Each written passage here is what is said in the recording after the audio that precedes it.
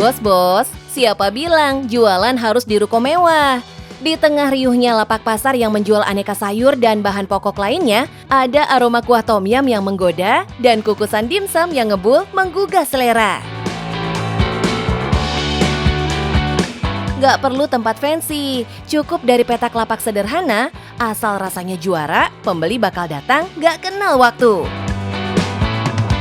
Dari meja lapak, mangkuk melimpah, sampai antrean yang gak ada habisnya. Semua jadi bukti kalau cuan bisa datang dari mana saja kan bos? Inilah kisah pejuang cuan yang bawa cita rasa Thailand dan Asia Timur dari tengah pasar ke hati pelanggannya. Halo bos, perkenalkan saya Anin. Saya Rano. Kita dari Tom Yum dan Dimsum Minarasa, dan kita itu menghadirkan Tom Yum yang biasa kalian makan di mall-mall, Ya. tapi dengan harga BPJS. Gimana? Penasaran seperti apa untuk cuannya? Ikutin terus di Cuan bos.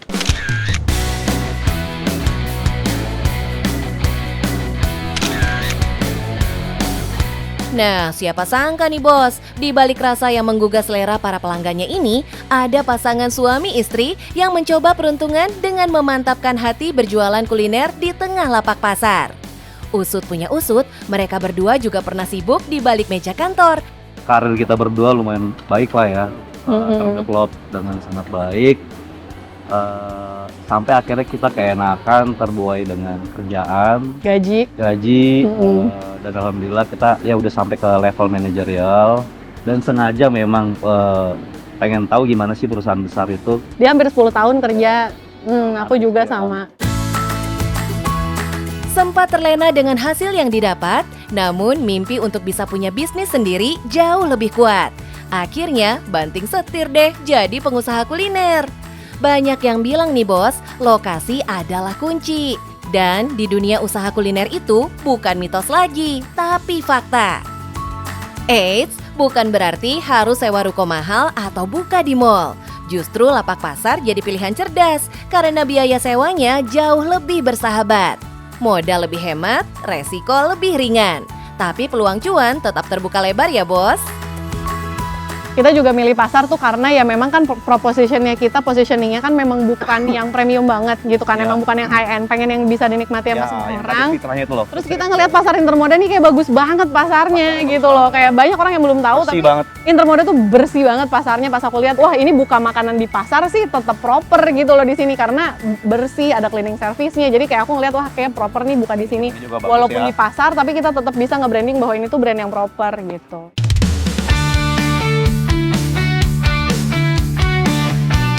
Jadi, kalau baru mulai usaha, jangan remehkan lokasi seperti di pasar. Jelas terbuktikan, dari lapak sederhana, cuan bisa mengalir luar biasa. Karena konsep kedai di tengah lapak pasar seperti ini, ternyata menarik mata-mata netizen hingga viral loh bos. Strategi kita itu yang pertama dan paling penting itu organic growth gitu. Jadi sebenarnya kita tuh nggak yang punya bayangan, oh pokoknya gue mau buka Tom Yum yang viral gitu, nggak kayak gitu. Jadi nggak pernah kepikiran kayak gitu. Karena kita tuh believer di organic growth. Jadi kayak di saat kita tumbuh secara organik dari mulut ke mulut itu tuh akan jauh lebih kuat daripada kalau misalnya kita hanya ngandelin viral sekali rame, tapi terus orang ya udah sekali nyoba udah gitu aja. Jadi makanya yang paling kita jagain banget itu adalah quality. Kualitas dan konsistensi dalam usaha kuliner memang jadi poin penting bos. Peran sang pemilik dalam menghadirkan menu yang disajikan jelas sangat penting. Hobi mengulik menu bagi Kak Anin jadi keuntungan tersendiri. Walaupun kita itu konsumen bilang katanya Tom Yum versi BPJS, nah kita tuh sekarang bikin yang versi premium juga. Jadi buat yang pecinta seafood, itu kita bikinin yang versi premium. Kita pakai udang tiger, terus ada gurita, ada cumi, ada kerangnya juga, lebih mantep.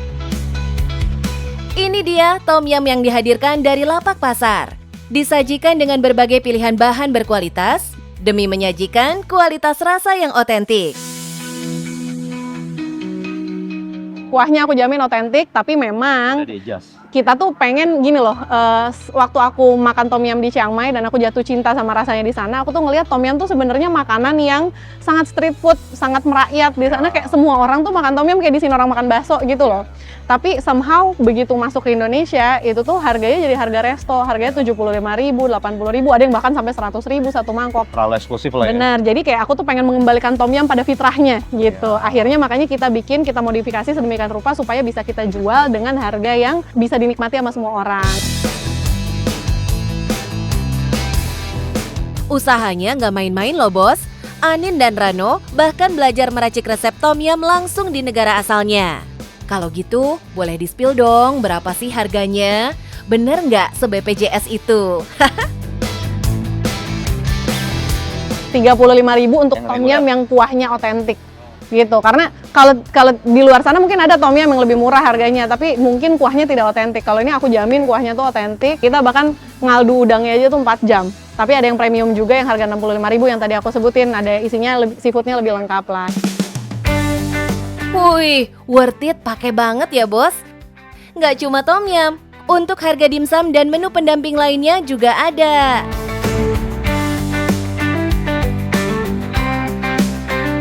Kita jualan dimsum-dimsuman juga untuk side dish-nya. Itu tuh mulai dari harga 18.000-an aja. 18.000-an aja ya. Punya bapau juga ya. Ada bapau juga 10.000-an aja.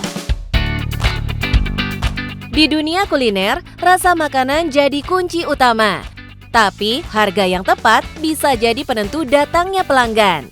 Terlalu mahal, pembeli bakal mundur pelan-pelan. Terlalu murah, untung malah bisa menguap tanpa ampun bos. Disinilah seni menentukan harga jadi kunci. Kita tuh notice sebenarnya Indonesia itu ekonominya mulai terpolarisasi, either ke atas banget atau ke bawah banget. Jadi orang yang di tengah-tengah nyari barang yang kayak mahal enggak, murah enggak itu semakin berkurang. Orang tuh enggak nyari kayak gitu. Kalau mahal mereka nyari yang mahal sekalian, murah nyari yang murah sekalian. Jadi marketnya tuh terpolarisasi gitu. Jadi akhirnya kita ngikutin tren pasar aja sih. Ngikutin sih. Kalau kita nggak ngikutin ya kita bakal posisinya in the middle. Iya, nggak jelas.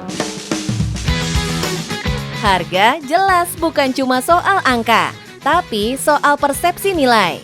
Karena di balik seporsi dimsum atau semangkuk tom yum, ada strategi cerdas yang bikin pelanggan merasa enak iya, worth it juga. Ingat, di bisnis kuliner, harga bukan sekedar jualan, tapi juga ajakan. Menghadirkan harga yang terjangkau memang punya tantangan tersendiri. Dan couplepreneur ini sudah punya strateginya loh bos. Cara berpikir kita itu harus corporate, harus ngomongnya itu adalah mass production. Jadi ya kebetulan sih saya selalu ngobrol ke teman-teman yang di Central Kitchen, ya kalau beli itu jangan pernah ecer. Jadi kita kalau cari ya apa nih, cabai ya kita ke pasar induk misalkan. Kalau misalkan bahan makanan ya kita langsung ke distributor. Kalau misalkan belum bisa dari source awalnya ya kita source keduanya gitu, itu nggak apa-apa. Lebih capek dan lebih susah, tapi ya emang itu yang harus dikerjain. Tanpa modal besar, tapi penuh strategi dan ketulusan. Perlahan, usaha kecil ini viral. Bukan karena tempat yang mewah, tapi karena pelanggan puas dan rela balik lagi. Oke bos, jadi inilah bisnis kita, tom yum dan dimsum Minarasa. Pokoknya dalam hidup itu daripada kita nggak ngambil resiko, lebih baik kita berani daripada kita nyesel seumur hidup gitu. Tetap semangat ya! Ya mulai aja dulu, yang penting cuan bos!